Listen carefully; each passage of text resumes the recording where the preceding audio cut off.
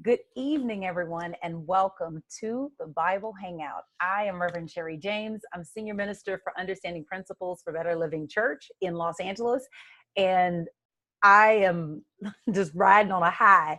Tonight, our conversation is take the limits off, release the unstoppable you into expression.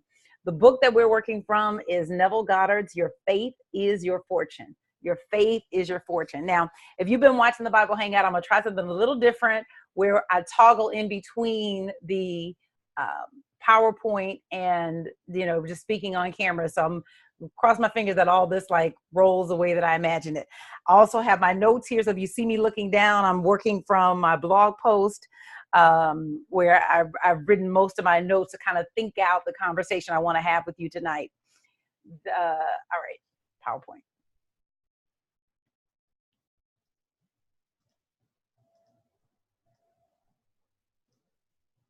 Okay. So your faith is your fortune. And this is the chapter that we are working from are it should say be ears, but whatever. Be the ears that hear. Be the ears that hear. And the question that we're asking ourselves is, are you ready to release the unstoppable you? That's our conversation tonight. Are you ready to release the unstoppable you? Our outline is pretty straightforward. I've got some announcements, talk about opening prayer, and then are you ready to release the unstoppable you? And then release it. We're going to talk about letting it out, letting out the Christ in you and being as amazing as you were designed to be. Really owning your greatness, never stepping down or shying away from your greatness. I think it's so important that you know why you do what you do. And one of the things that is important to me as a teacher of this message and carrying it out there is really to awaken you to who you are. And it was so interesting. I gave a sermon recently, and I had a mixed audience that some of them were, New Thought aware, and some of them had never heard of New Thought. And so my whole talk was on, you have the Christ in you. It is nearer than your hands and your feet. And you have the ability to move the energy of God inside of you into forms that you desire.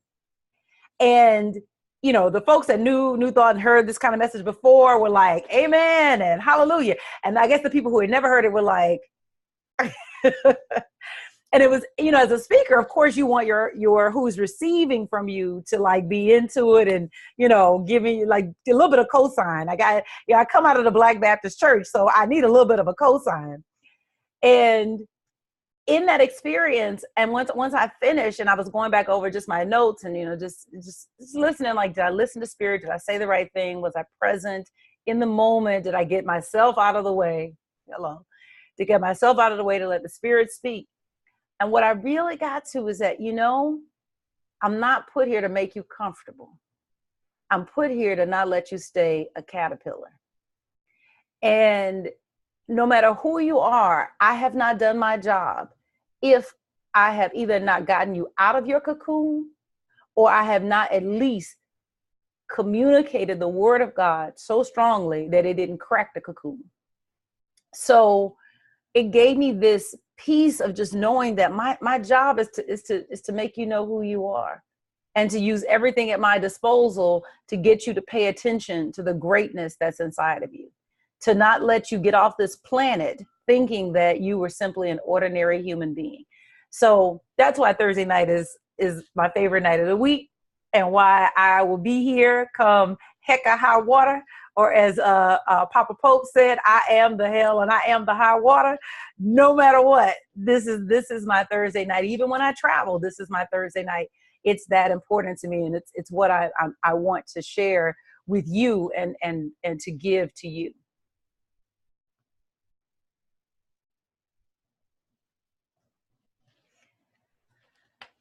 The movie that I love, because my background is movies. Before I was a minister, I was a film producer. I did not produce this film, though I could have, because it so speaks to who I am and what I'm about. Inception is this incredible picture, and I use it as the metaphor for what's happening here in the Bible Hangout. in this movie. Do watch this movie. You probably will need to like reach out to me and like ask questions, because it is layers upon layers upon layers. But the basic idea of the film is introducing an idea into the mind of another person in such a way that the person accepts the idea for themselves. And I see my work as a minister in that vein, that I am coming to you to teach you that you are made in the image likeness of God, that you are gifted, you are talented, that you are God's pride and joy, and that God wants to speak through you and do the amazing through you. God is lavish abundance. And if I can really get you to just drink up that idea, just drink it up, eat it up, to the point that it becomes who you are, and you begin to embody that. Eye has not seen or ear heard what God has prepared for those who love him. I know you love him, but I want you to let out what he wants to do through you. And so that's why this night and Thursday night and just this work is so important, and why I use Inception as the movie that really describes it. The Bible Hangout is free, but it does cost. And so if this is blessing you and you want to see it bless other people, help me take this word out. Now, simply, you can just share this video. You can absolutely share this video, and this will help someone else find it. You never know who needs a transformation, or who's in the midst, like that this video becomes the tipping point for tipping them into their greatness. You just never know. But it's also true that if you want to support the Bible Hangout financially, it is available to do that.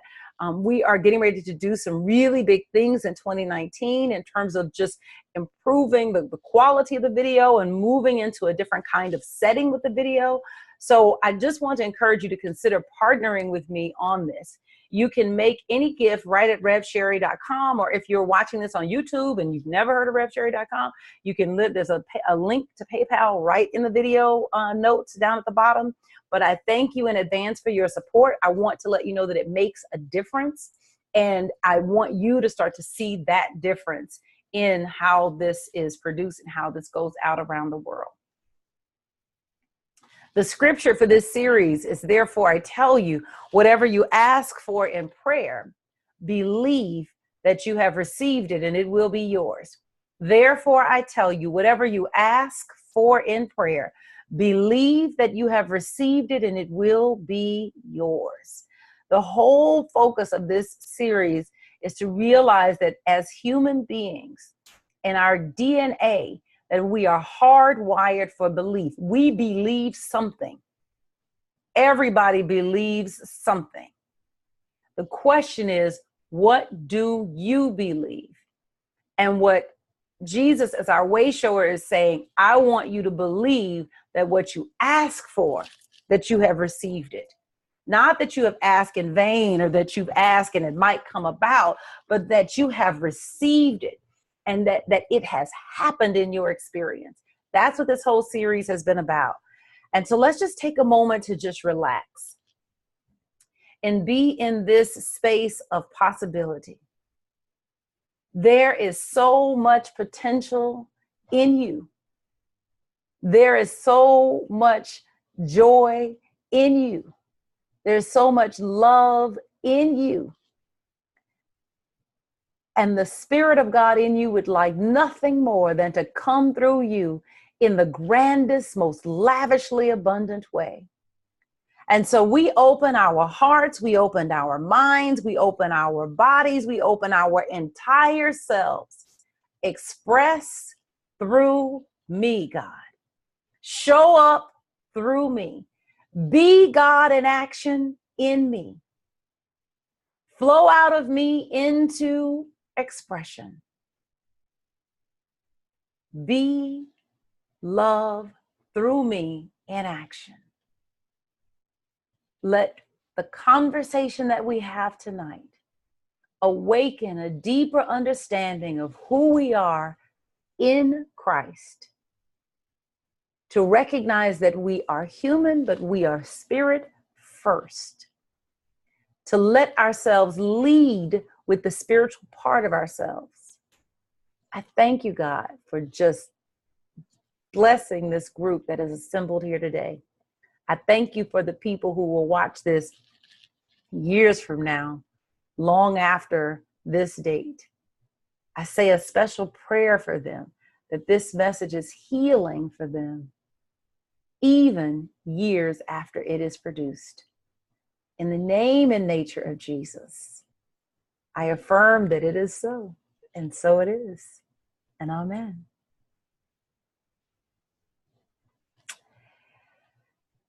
Are you ready to release the unstoppable you? So here's the thing. I'm committed. I've said this many times, but I am committed to supporting you in the release of the unstoppable you. The unstoppable you knows no limits, no boundaries. It only sees increase. It dares to do the impossible because it knows it cannot fail. There is that aspect of you that knows that you have no limits. There was a quote that was on Facebook today, and it was from Eckhart Tolle, and it said, to know yourself as the being underneath the thinker. To know yourself as the being underneath the thinker. The mental noise, the love and joy underneath the pain is freedom, salvation, enlightenment. To recognize that even in the thinking that you're doing right now, that you are the being underneath the thinker, that you're the essence. We would call that the substance that stands under the thinker, the stillness underneath the mental noise. That, you know, if you could get that God is always at a state of perfect peace. God is, I shouldn't say at a state of, God is perfect peace, but God is perfect peace. That no matter what is happening in our world, no matter what is happening in our universe, that God is peace. And where we find him, this is why Elijah says it's not in the wind and the rain and all of these fantastic things, that it's not in any one of them. It's in that still small voice. It's in the quiet.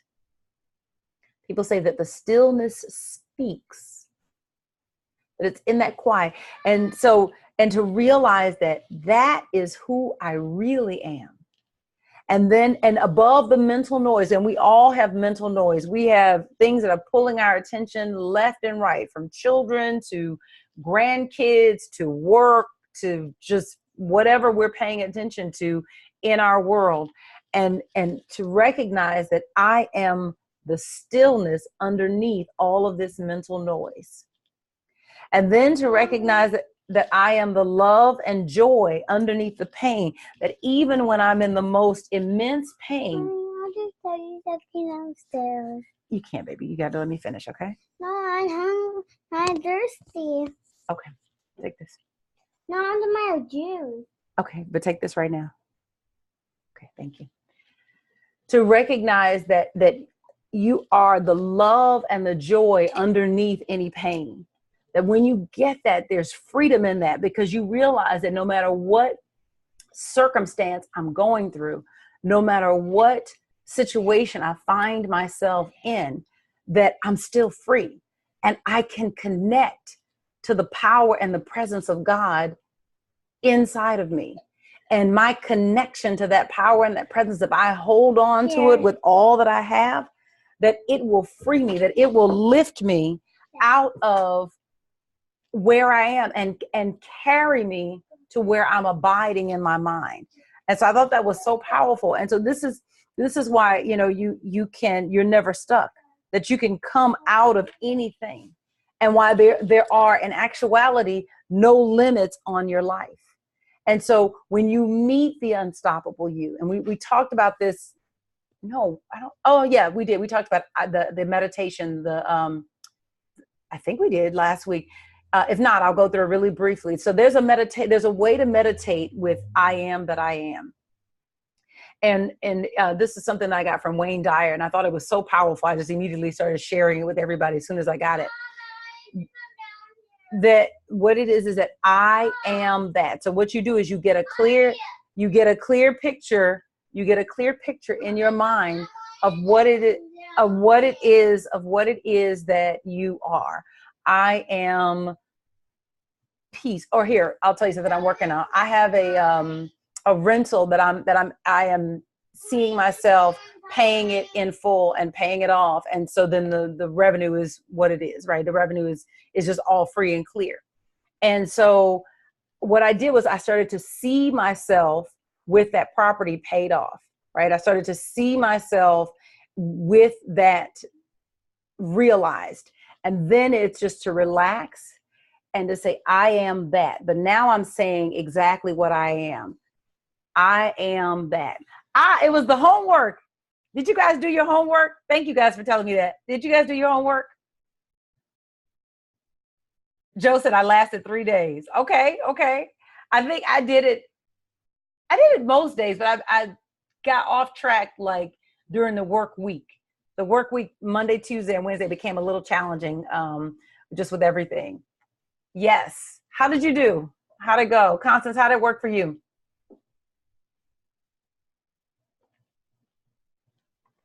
Well, I kind of did a meditation with Joel Goldstein. He does an I am meditation. Uh-huh. So I've been reading that. Okay. Not what you suggested, where I sit and see myself with whatever desire that I may have. Okay. But the meditation with Joel Goldsmith, where he's letting me know that I am with you no matter where you go, no matter what you do, no matter where you are, I am there with you. Where could you possibly be without me? So I kind of read that during my morning ritual. So. Oh, I love that. That's powerful. That's powerful. Anybody else? Joe, how the 3 days that you did, how did that go? Oh, Alita, Constance, Alita said, which one are you reading? Okay, Joe said, very good, very good. Anybody else that did the I am edit? Thank you guys for reminding me. See, I totally forgot that I gave that homework last week.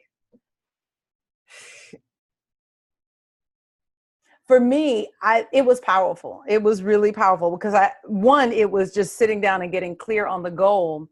And that in itself was freeing just to have a very specific goal and to know that everything that I'm doing is about, let's take the limits off, that without that, like it really hit me that without that limitation, that literally it's a cash machine. And I was like, yeah, I think I'm living where there are things in my life that are like cash machines. And so once I got clear on that, it was really powerful. Alita, she says it's from Practice the Presence, page 95. Anybody else that did the exercise? Okay. So if you didn't do the exercise, you get another chance. And again, what you're doing is you're choosing a specific image of yourself and just trying it, just see. Because again, there's so many ways to meditate. This is one way to meditate. But it's to take an image that you see of yourself and whatever that future image. And it could be simple or it could be elaborate. It's up to you. But it's clear is the main thing, is where you're going. And then it's to simply sit and feel yourself as that experience. Alita says, that's what I get for being absent last week. Yeah, I'm giving homework now. So, but do this again this week and just journal about it. So that part I didn't do. I wanted to journal just to kind of like see where I was and to look back at my reflections on it. But it was powerful for me because I really got, I said this to you guys a couple of weeks ago, and I think I said it last week too, that our lives are drenched, our physical lives are drenched in limitation. Like everything is in our lives is limited. I mean, to the point that like, this glass of water, eventually it's going to disappear. This mouse, eventually it's going to need to be replaced. This pen is going to run out of ink. If you could get like how many times we receive an impression that things run out, things get used up, things stop working, that impression is being made over and over and over again throughout our day. It doesn't even have to be a negative thought. It's just the fact that the ink is going to run out of this pen, right? But if you get that is leaving an impression on the mind about how the universe works. And so we have to have a place in our experience where we touch the infinite, because so much of our experience just in the natural course of our day is touching the finite. So that's why this meditation, I think, is so important, is just to just really sit with seeing that infinite version of you, or this next iteration of you that you are going towards, and then seeing it. And when you see it, to say, I am that, to really, really see it. Like, what does that feel like? And for me, you know, seeing that debt paid off was just, it was freeing. And so I could, the image that I saw was myself moving freely and seeing my bank accounts filled and seeing that what it felt like, trying to feel what it feels like to be free of that. And the reason that's important is because that when you get it in the body, it's irresistible to the soul. And soul being in that seat of the soul, the subconscious mind, that when you get it in the body, when you feel it in the core of your being, it's irresistible to the soul to express. And so that's why when you have that clear image, I am that, I am that, I am. Okay. Hopefully that helped. So the first piece of this is to listen to the unstoppable you without commentary. To listen to the unstoppable you without commentary. The verse for this chapter is Luke 9:44. Let these sayings sink down into your ears, for the Son of Man shall be delivered into the hands of men. So I think this verse is so powerful, and I'd actually never read it this way until Neville shared it this way. But it's to think that, you know, it's like, Jesus is saying to his disciples, let what I have said to you sink down into your ears. And when you think about that image of something sinking down into your ears, that it meaning that it sinks into your ears and it doesn't get interrupted. It doesn't get interfered with. So many times when we are listening or observing the world, it is what's the word? There's so many distractions that are pulling our attention. And to have something sink down into your ears is to like really listen. And so he's saying to his disciples, I need you to let this really land inside of you. I need you to really get this, because things are about to change. I've been on a course and I'm now about to culminate the reason that I'm here. And so I need what I have taught you. I need what I have given you to really land in your experience. And I need it to stick. And so this is what he's asking us to do, and why this first point in our conversation tonight is listening to the unstoppable you, which is another way to say listen to I am, or listen to the Christ, but listen to the unstoppable you without commentary. When you hear the voice of God, it is always positive, it's always inspiring, and it always comes with a go ye therefore. Because there's something that God wants you to do. I want you to go and be me in expression. You are my hands, you are my feet. If you could get that whatever God is ever doing, God is always doing. It's sometimes in our language, we speak about blessings as if they are intermittent. You know, my blessing is on the way. No, your blessing is here now because it never left. It never went anywhere. I'm waiting on a message for God. No, God is waiting on you to listen, because God never changes. God is ceaseless. God never changes. So if God is ever speaking to you, God is always speaking to you. And so if the question that you have to ask yourself is, who am I listening to? And am I listening to the voice that's always trying to reach me? What has my attention? And so oftentimes we will get a desire from God for something. But we have gotten so into the habit of discounting our ability to do the things that God has given us to do, that we have short-circuited the conversation between us and God, so much so that we don't believe that we have dreams. Sometimes you can ask people, well, what do you want? They'll say, oh, I don't want anything. We're hardwired to want. It's in our DNA, because our nature is to expand. So there's always a desire knocking at the door of your heart. But we have so gotten into the habit of not acknowledging the desires on our heart that we have numbed ourselves to the desires on our heart. And so we have to get back into the habit of listening to the voice of God without short-circuiting it, so that we can hear what God wants to do through us. And so the reason that you're letting these sayings, letting the things that Jesus said sink deep into your ears, is so you can stop short-circuiting what God is saying to you. So you can stop cutting off what God is trying to do through you. And so when God gives you something, don't say anything.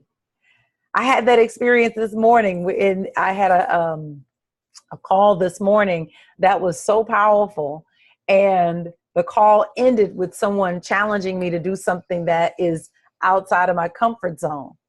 And I felt the I can't coming up out of my throat, and it was like, shut up, just be, because you don't know what can be.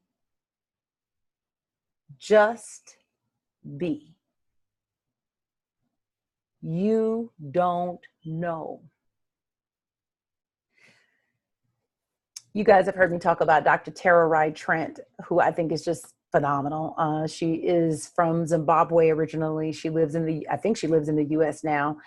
She studied at the University of Oklahoma. She came here. She had come out of abject poverty in Zimbabwe. Out of just dreaming, she gets to the US, and she ends up going and getting her education and getting a PhD. And she speaks all over the world now. Oprah calls her her favorite guest. She talks about the little you and the sacred you. And the little you is driven by ego, but the sacred you is driven by the Christ of your being. Christ isn't the word that she used, but the spirit of your being, but the higher self.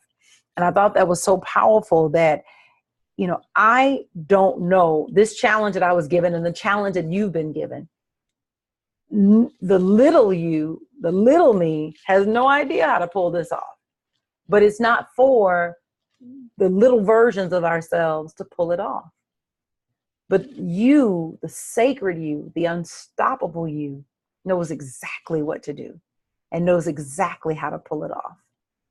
And so when you find yourself in that space and you feel the words, I can't, I don't have, coming up out of your throat, just swallow them and be quiet and listen. Because here's the thing, the moment that the dream appears, the means for its manifestation also appear. The moment the dream appears, the means for its manifestation appears. We don't see it because all we've been looking at is the dream. And if we can resist the temptation to storytell about why the dream cannot be, then, and we let these sayings sink down into our ears, then the means for how will begin to present themselves.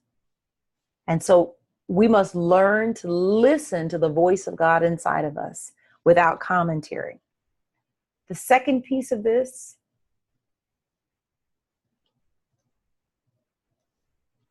is that we got to reach for the seeming impossible.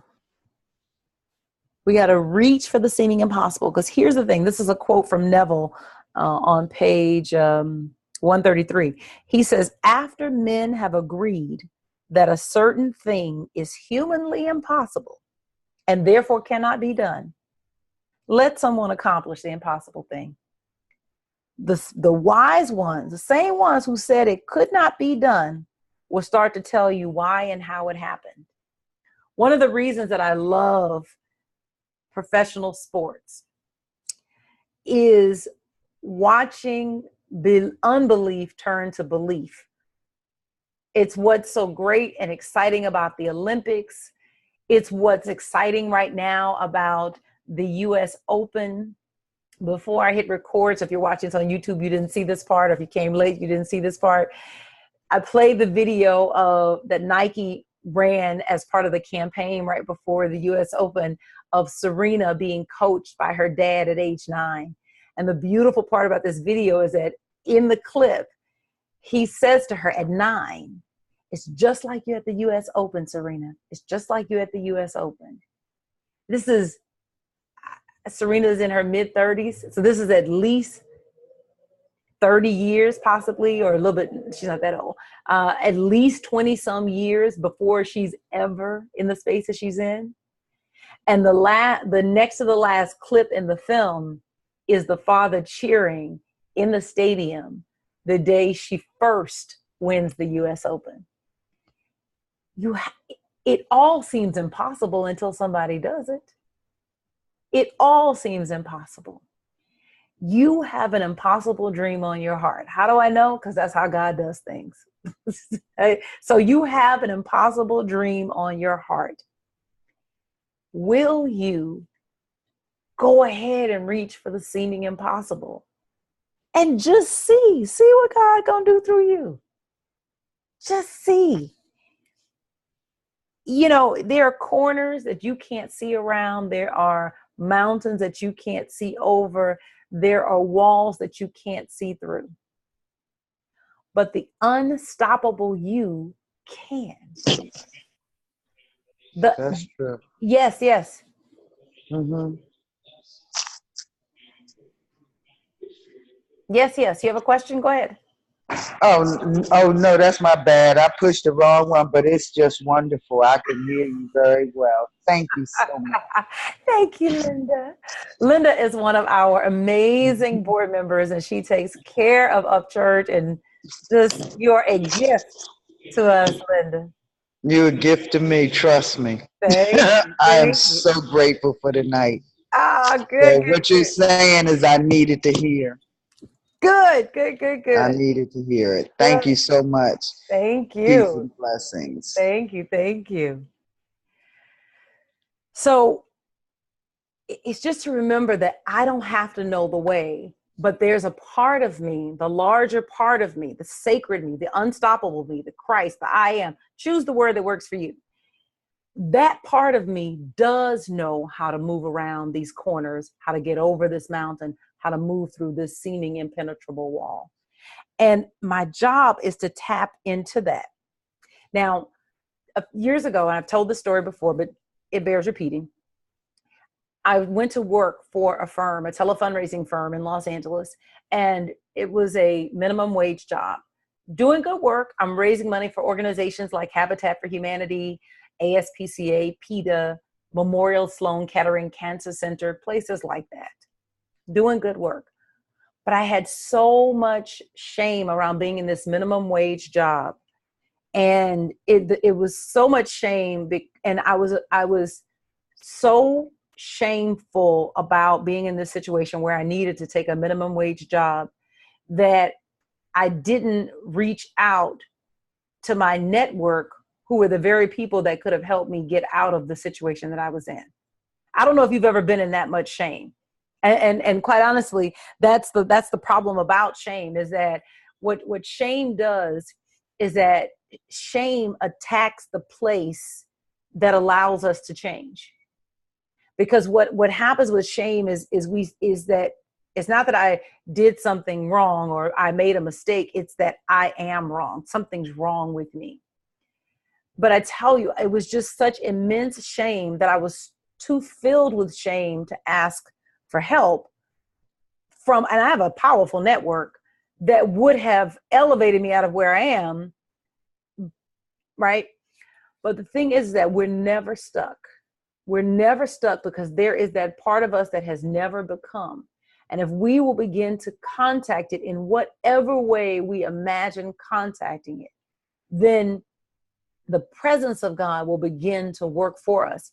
And so I was too ashamed to call him and ask for help. So I just go to work, and I just started to really honestly withdraw into myself. I stopped going to networking events and all the stuff that I used to do that kept me in the flow. And what I did know is that I did know that I couldn't stay in the same place in my mind. And so what I did was that I took pads, like notepads like this, literally legal pads. And every day I would sit down in my call station and I would just write out affirmations. And I have a little headset on, and I would, in between calls with donors, I would sit and I would write affirmations. Inside of 6 months, the energy, that negative energy just broke. And it was one promotion after another, until inside, and all of this happened over the course of like a 12-month period where it was like, just kept getting promoted, until I was sitting in an office with a door, same company, a corporate position with a real salary, plus 4-figure bonuses, an expense account, and managing the company's most profitable division. And again, in the moment, and I'm sitting in all of this shame and all of this despair, I don't know the way out of this. I think the one person I did reach out to said something that then made me feel even more ashamed that I was in this situation. So, and I'm not putting anything on them. It's just when you're in that place, all you can attract is that kind of limited thinking and that negativity. But the point is that no matter how low you get, that you can still make contact with the presence and the power of God inside of you and come up out of anything. And so you can dare, even in the darkest places, to reach for the seeming impossible. Let me check. I got a couple of comments. Alita says, "This is so good to really know. It's my nature to be the very heart and soul of your being." Yes. Neither your stupidities nor your sins can come between you and me. Yes. Akon says, Alita, yes, there's no way we can be separated from the I within the midst of us. I am that. I am. Yes. Okay. So then the next step is really to recognize that there are no physical causes. This one is hard, y'all. This one is hard. Neville, it says on page 133, as long as man looks for the cause of expression in places other than the expressor, he looks in vain. We always want to trace physical expression to physical cause. Really lock this in. There are no physical causes. There are no physical causes. All expressions start in the mind. All expressions start in the mind. This is really challenging because, and you think about it, we've been oriented this way since we were little kids. It gets a little cold outside. Your mom or whoever's your caregiver says, "Hey, put on your coat. You don't want to catch a cold." Or it's wet and it's rainy. There's this programming from the time that we are little that tells us that things that happen to us come from things that are outside of us. It's some type of physical cause. And if you could get that all expressions begin in the mind, everything that you see, every external thing that you see finds its origin in the invisible. So if you could get that, then it's to realize then that the dream that had the impossible dream that has emerged on your heart, whatever it is, that it is the thing itself in its incipience. The dream that has I'm going to use the word impossible, the seeming impossible dream that has emerged in your heart. I don't know what that is. Maybe you're over the age of 70 and you want to be a motivational speaker. Maybe you are working in a dead-end job and what you really want is a high-paying job. Maybe you've been single for a number of years and what you really want is to be married or to be in a meaningful relationship. I don't know what is everybody's impossible dream is different, right? But it's to realize that the dream appearing on your heart is the thing itself in its beginning stages. And so just like you wouldn't treat the first bud of a plant coming through the soil and clip it and say that'll never grow. Instead, you continue to water it. You have to take the same idea, the attitude toward your dreams, where it's to realize that the fact that it has appeared in my mind, even though I cannot put my hands on it today, that it's the dream itself in its beginning stages. Dr. Tara Trent, so she goes through many ups and downs coming to the U.S. She is, you should just look her up, Google her. Tara Trent is her name, and she is amazing. Her book is called The Awakened Woman. Her book, you got to turn that down for me, babe. Oh, good. Okay. If they were live. Good. You want to go sit over there? Okay. Her book is called The Awakened Woman. And what is powerful about her story is that she comes out of Zimbabwe. She has been in abject, extreme poverty and deprivation, and she wants an education. And it is the social policy of her community that girls' education is not prioritized, but she wants an education, and she has the audacity to dream. She speaks her dreams one day when a woman, Joe Luck, comes to her village in Zimbabwe. And this woman basically gives her permission to dream. She goes home and she tells her mom, and her mom had the spiritual wisdom to tell her, write your dreams down, put them in a tin can and bury them in the earth. That basically the earth would nurture them. And so she buried them in the earth, and every day or every few days, she would go out to the mound where she buried them, and she would dig them up and she would read them, and she would just imagine herself. Her dream was to come to the U.S. to study. She would imagine herself flying to the U.S. She had never even seen a plane. She didn't know what an airplane looked like. She would imagine herself flying to the U.S. to study in America and getting her PhD. If you could get, this is a woman who had 4 children by the age of 18, who had the audacity to dream big. She does make it to the U.S. It's a wonderful story of how she gets to the U.S. She does make it to the U.S. She does get her PhD. She actually ends up working for Heifer International and runs into the woman who was in that village that day who gave her permission to dream. Joe Luck ended up becoming the CEO for Heifer International. So Tara Rai is working for Heifer International, and she gets sent back to Zimbabwe on a trip to do some work to inspire women who, that are like her, that they can get an education, that they can have a good life. She goes back to the mound where she buried her dreams.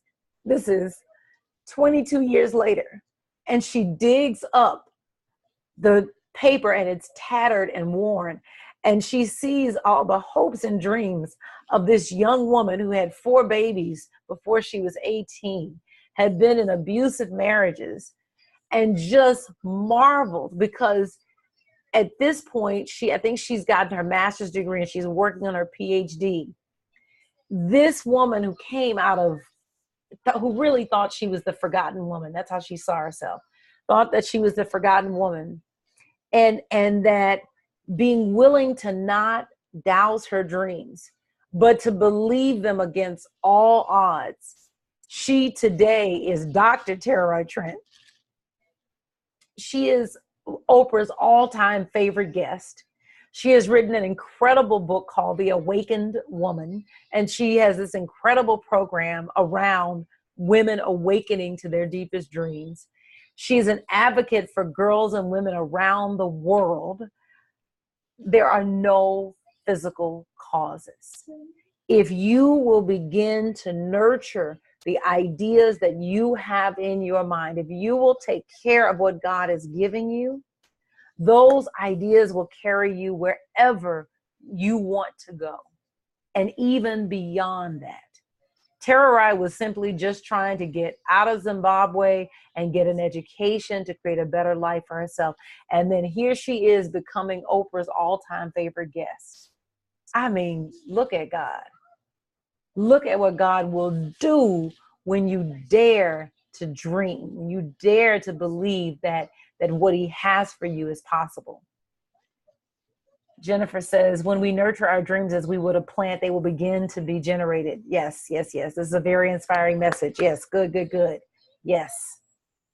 Constance says, that takes some willingness to be responsible for your thoughts, which produce the effect. Listen, we want to believe that people make us think the way that we think. We say, well, if you saw this, I couldn't help it.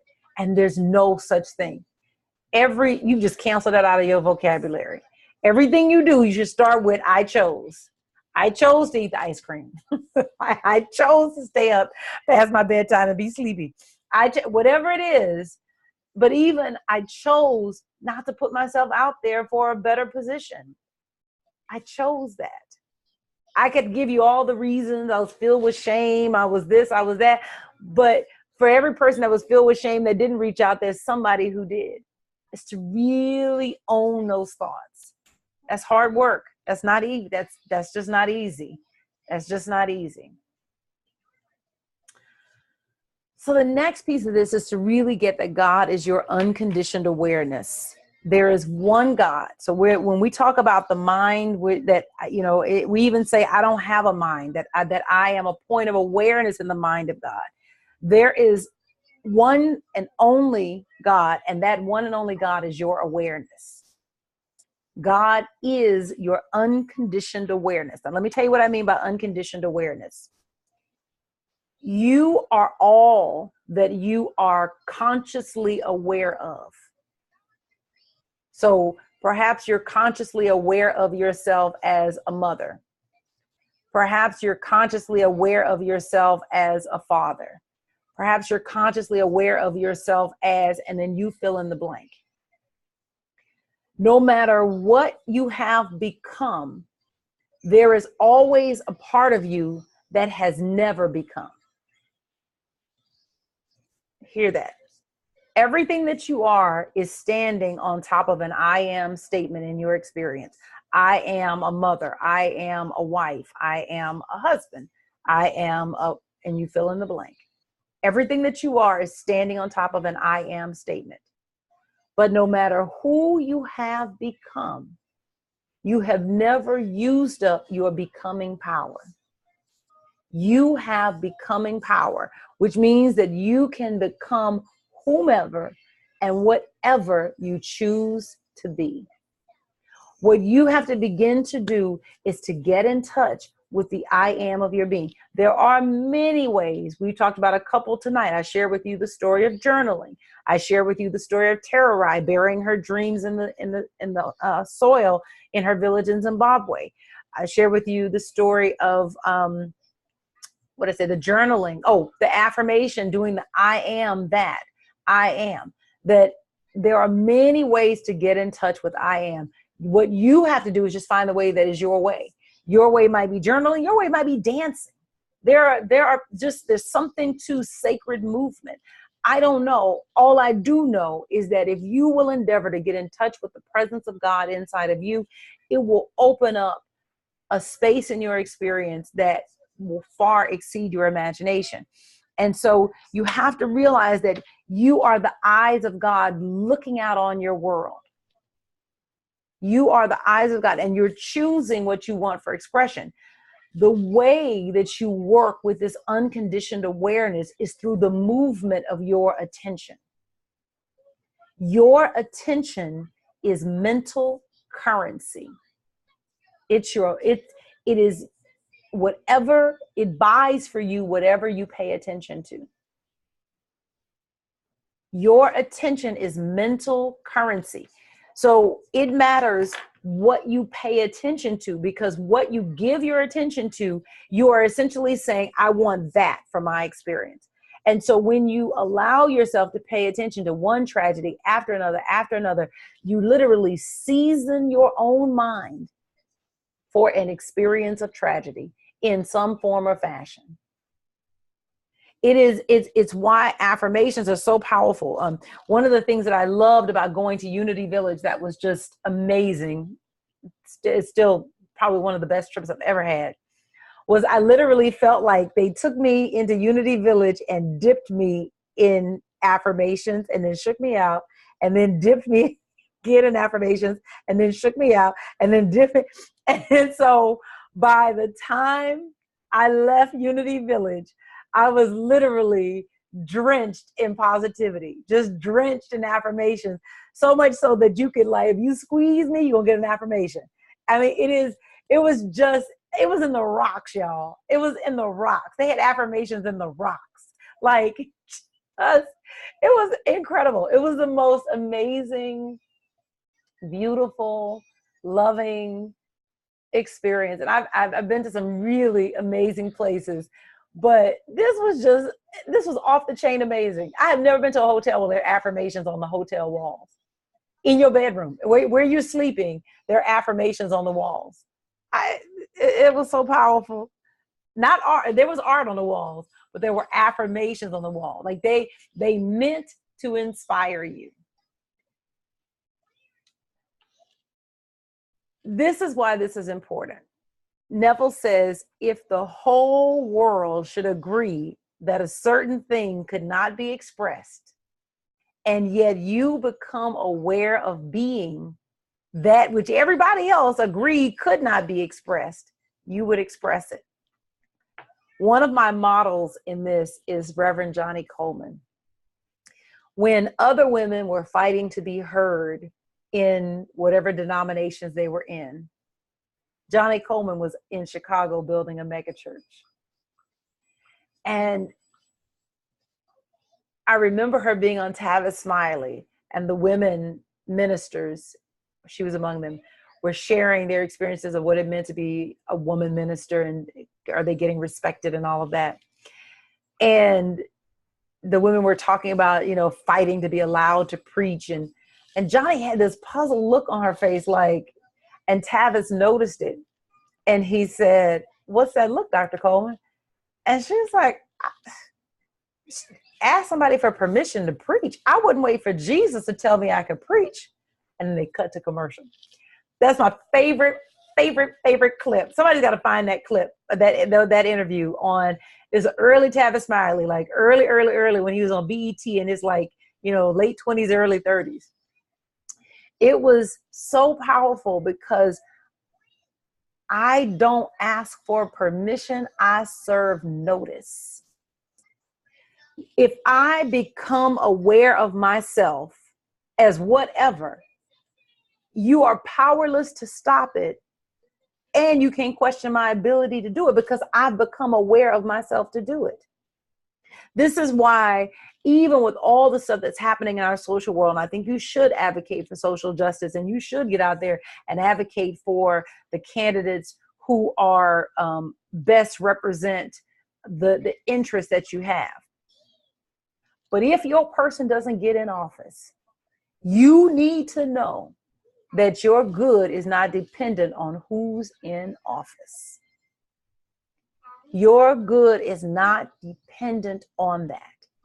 And so whoever is, the whole country may shut down. But if I am aware of myself as prosperous, as abundant, as having more than enough, then that shall be my experience. Everybody, we had the recession in 2008. Everybody didn't go through the recession. Only those who didn't have control of their minds went through the recession. The universe never goes through a recession. No, I was listening to a video of a teacher I love, and he said, ain't no money left the planet. Every dollar that was, no money left the planet. So we have this idea that money went somewhere. Your job is to let out what is inside of you and to become so uniquely you that money flocks to you. Let me tell you how. Look at the mango tree. The mango tree doesn't come bringing you its fruit. You go to the mango tree to get the fruit. The reason that people are not coming, bringing you the money that is rightfully yours is that you have not developed your unique fruit. There is that in you that you are meant to develop, that when you develop it, they shall come and they shall stop paying you for what you do, and they will pay you for who you are. Now that's some real money right there. When they stop paying you for what you do and they start paying you for who you are, oh Lord, that's a consciousness. That's a consciousness. But see, that's operating in your God power. That's operating in who you are supposed to be. This is how you were created. You're lavish, you're fabulous, you're abundant, you're gifted, you're talented. You are more than you ever knew yourself to be. And the question is, will you finally own it? Will you finally agree that you're as fabulous as you really are? Will you get it? And so God is that unconditioned awareness. It's the part of you that's always held aside, waiting for you to agree with the larger part of yourself. And so no matter what you have become, there's always that part of you that can become more. And if you will tap into it, it's limitless. Nothing shall be off limits to you. Nothing, nothing, nothing. Oh, this is my favorite. There are no co-signers required. Neville says, your awareness never asks permission to express that which you are aware of being. I'm not looking for your permission. You're not looking for mine. It does so naturally and without effort, in spite of the wisdom of man and all oppositions. Sometimes we treat our dreams as if they come with permission slips that we have to get signed by the people whose opinions we care about. Your dream did not come with a permission slip, and if it did, there's only room for one signature, and there's only one person that can sign it, and that's you. This lesson I learned at a very young age. So everybody has an awesome mom. I think my mom is better, but my mom, when she was growing up, came from abject poverty. Her daily routine was to get up, empty the rat traps, and then go to school every day. Her parents were uneducated, and let's just say they weren't the best parents. They barely fed her. They didn't get her good dental care, so her teeth rotted in the front. And when she went to them to ask, please get my teeth fixed, they laughed at her and said, oh, you look cute with that black mark in the front. They beat her, of course, because what else do you do in that kind of household? All manner of abuse, every type of abuse that there are, that they got a NA, a SA, and all of that, right? Just abuse on top of abuse. And she decided, I'm coming up out of here. I am getting out, and I'm never living in poverty again. And this is in Beaumont, Texas. She graduates high school. She's actually the top girl in her class, and she goes to Lamar University. Her parents actually didn't believe that she should go to college. They believed that a woman could get so much knowledge that she could have a nervous breakdown. And so they really didn't want her to go to college. And my mom was like, nope, I'm going to college. She has no money. They don't give her any support for going to school. And she's like, that's okay. I'm going anyway. She doesn't have any money. They stopped. Oh, I'm sorry. I got one more detail. When she was 11, they stopped buying her clothes. So from the age of 11 on, she had to make her own clothes. And you know how crazy that looked as an 11-year-old having to make your own clothes. She gets to college. She's struggling. She don't have money for books. She's borrowing books from the library or a classmate, and she's just struggling. And she's, even without the textbook, she's pushing through, like getting a B. When she would get to the cafeteria, she had no food to eat. She only got to eat one time a day. And there were Black women, because there's always an angel. God always provides no matter where you are. There were Black women in the cafeteria at Lamar University, and they must have known something was up. And they would see this little rail-thin woman come in, and they would literally pile her plate high with food. And it would be the one meal that she would get, and they would pile it on higher than anybody else's. She had to sit out a semester because she didn't have any money. But she was committed that without the support of anybody in the family, we're not even going to talk about the racism, because this is the 60s that she's going through this college. This is like first students to like integrate this predominantly white institution. That's notwithstanding. I'm coming up out of this no matter what. She had the audacity to reach for it and to not ask permission. Though everyone may disagree with the positive direction that you want to take, and you know that it's right for your life, you do not, there is no permission slip that comes with your dreams. And if it did, it only has one room for one signature, and that signature is yours. She comes out of Lamar University in 1968, graduates, and gets ready. She's like, I'm going to law school. And literally, just transparency, my dad and her mom basically talk her out of it. Like, look, you know, you're going to get all this knowledge. You're going to have a nervous breakdown. Like, I'm really worried for you. And just nonsense. Her compromise was, okay, well, then I'll just go get a master's in education. But I'm coming up out of here. I'm making sure that I never go back to poverty. You do not ask permission for that which you become aware of yourself of being. That once you become aware of yourself of being, no one can stop you. No one can keep you from that which is yours. And so your job now is to become aware of yourself as whatever it is that you want to be, do, and have. Hansa says, my, I'm so glad that I am alive, awake, aware, so that I consciously create my life. Yes. Now, I like that. I don't ask for permission. I serve notice of who and what I am. I'm messing it up? Okay. Jordan, just... Okay. The next piece of this is to realize, Jordan, stop. Is to realize that consciousness destroys giants. Okay, take it in the bedroom then. So this is what Neville says. He says, salute no man, by the way. This is not a command to be insolent or unfriendly, but a reminder not to recognize a superior, not to see in anyone a barrier to your expression. None can stay your hand or question your ability to express that which you are.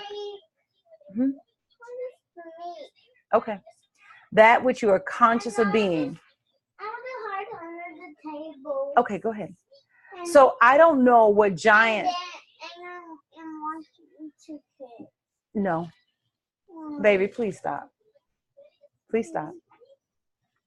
I don't know what giants are in your life. Right? Everybody has a giant. That I do know. I don't know what giants are in your life, but what I do want you to get is that giants fall when you change consciousness. When you improve the way that you think, the things that feel like giants in your experience cease to be an issue for you. If you are having a health challenge, a new idea about health, an improved idea about health causes the giants at this level of consciousness to fall away. If you're having a money challenge, and that's your giant, improving your thinking about money changes the giant. The giant has to fall. And so we think, well, I've got to fight this problem. And so we go get on a diet, or we go and we're going to declare ourselves debt free or whatever. And the thing is that if you change the way that you think at a fundamental level, then the things that seem like giants in your experience literally fall away, because they take their energy from you, from your attention. And when you withdraw your attention from them, they have nothing to support them. This is the key to shifting anything in your experience. And then the last piece of this is to really get convicted about your dream. And what I mean by that, that's one of those old school words, get convicted. My soul got convicted. You can't force anything outwardly by the mightiest effort of will. This is Neville. There is only one way you can command the things you want, and that is by assuming the consciousness of the things desired. Reverend Ike would say, get full of the feeling of the blessing that you're asking God for. What Myrtle Fillmore says is that when you feel it in your body, it is irresistible to your soul. So I'm going to see if I can explain this in a clear way, because some of this is the science. I'm still learning this part of the science, but this is the gist of it. The mind thinks a thought and fires off a hormone that travels down to the body. And then the body produces a feeling and a hormone that goes back up to the mind. And it's a communication system between the body and the mind. And what the system says with the body is that I'm feeling what you're thinking. This loop happens over and over and over again until it gets memorized. And so the body memorizes certain feelings. And so much so that the mind no longer has to fire a thought in order for the body to feel a certain way. Now, that's great when it's going in a positive direction.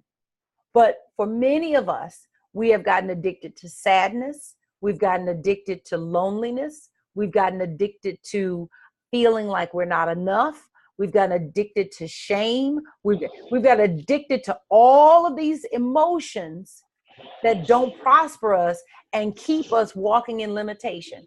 Question, yes. Yes, I was listening to that, and I thought about commercials, and on commercials, you notice that there's a constant repeat. The people that make these commercials know that if you constantly repeat to a person, eventually it's going to take hold and you're going to believe it. Yes. That's why I turn commercials off, because they tell you, now you get this here Bacillus, and you go ask your doctor about Entyvio. Right. Now, there was not a time when you went to the doctor and said, can I have this for this? He said to you, this is the issue. This is what we need to do. Now you self-diagnosing, prophesying, and getting all the stuff you don't want. Right. That's the bottom line to it. So now when I look at commercials and they say, oh, you going to get the Bacillus, I said, never going to have it. Yes. That should be your first words, never going to have it. Yes. They even tell you about them hidden things, the baby boomers. Now y'all forgot about this. So Yes. look over here behind this part, and then you'll find it. Mm-hmm. Please. Yes. I ain't looking for it.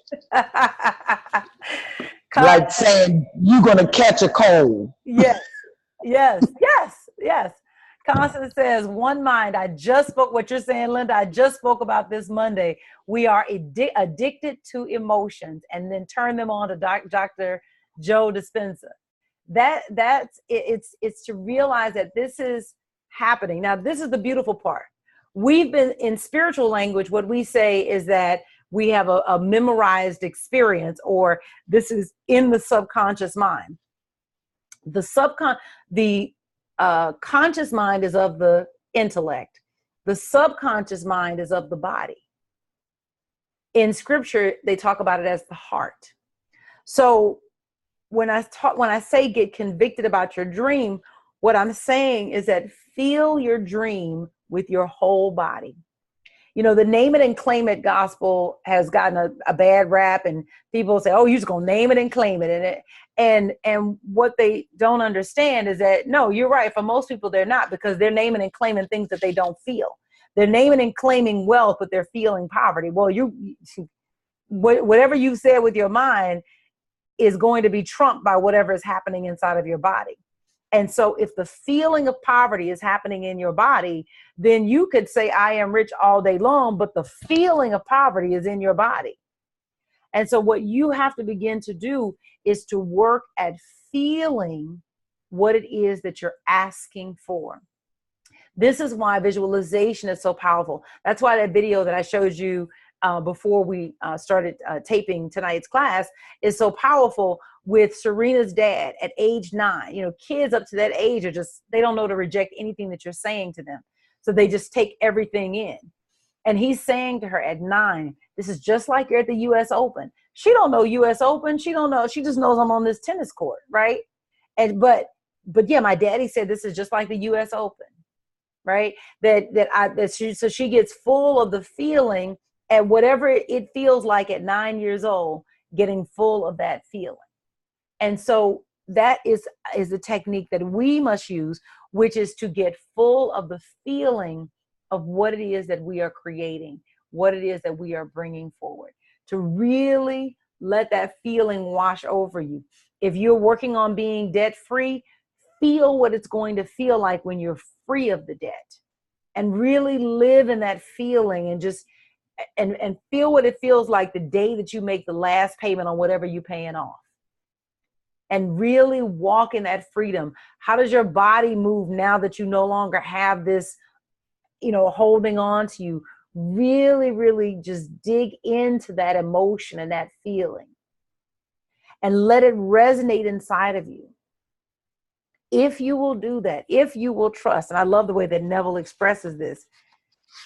He says, your desires are the invisible realities which respond only to the commands of God. God commands the invisible to appear by claiming himself to be the thing commanded. He made himself equal with God and found it not robbery to do the works of God. Now let this saying sink deep into your ear. Be conscious of that which you want to appear. Be conscious of that which you want to appear. I've got the Constance says, I know what that feeling is. I just paid off my car. Yeah. There is I don't know if you guys follow Reverend Ike, but there's a video that was just released recently on the channel Reverend Ike Legacy. And in that video, he's basically repeating affirmations. And if you listen to what he's doing, he's showing you how to feel your affirmations. And so he's saying,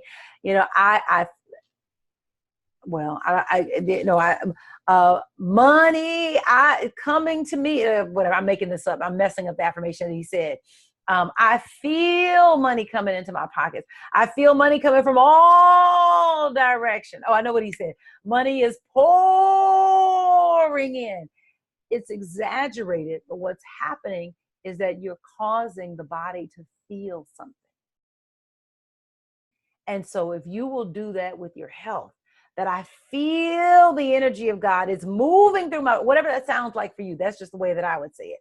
But it's that you're feeling it with your whole body, claiming as a whole body experience. That if you do that, if you get convicted about your good, whatever it is that you're asking for, it is yours. It is assured. You can take it to the bank.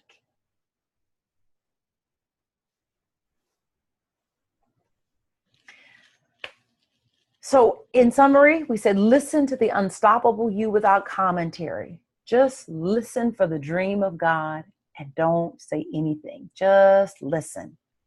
Reach for the seeming impossible. Everything seems impossible until somebody does it. Everything seems impossible. So go ahead and agree with the impossible dream on your heart. There are no physical causes. Everything that you want to be, do, and have starts first in the mind. Stop looking for physical causes, because the thing about physical causes is that you will attribute a physical cause, and then the very physical cause that you think you need won't be in your life. And so you'll think that, oh, well, then I can't have my dream. That's not so. God is your unconditioned awareness that no matter what you have become, there remains a part of you that can become more. There are no co-signers required. Your dream doesn't come with a permission slip. And if it did, there's only room for one signature, and that signature is yours. Consciousness destroys giants. You don't fight the giants in your life. You change the way that you think, and the giants do fall. And finally, get convicted about your dream. Get full of the feeling of your dream manifested. Claim it with your whole body. Feel it from your head to your toes. When you do that, you will have released the unstoppable you. And so the question is, are you ready? Are you ready to run? Before you move to the next task, assess how you're limiting the unstoppable you. All of us are limiting ourselves in some way. And then ask and listen for the answer.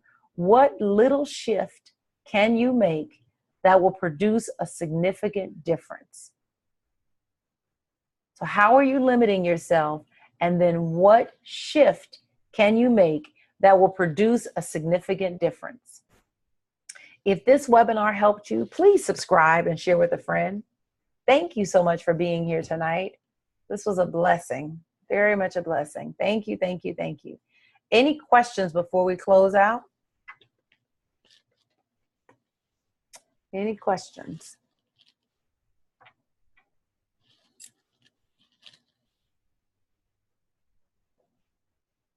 Yes, Yvonne says, congratulations on paying off that car. Yes, yes, that is so true.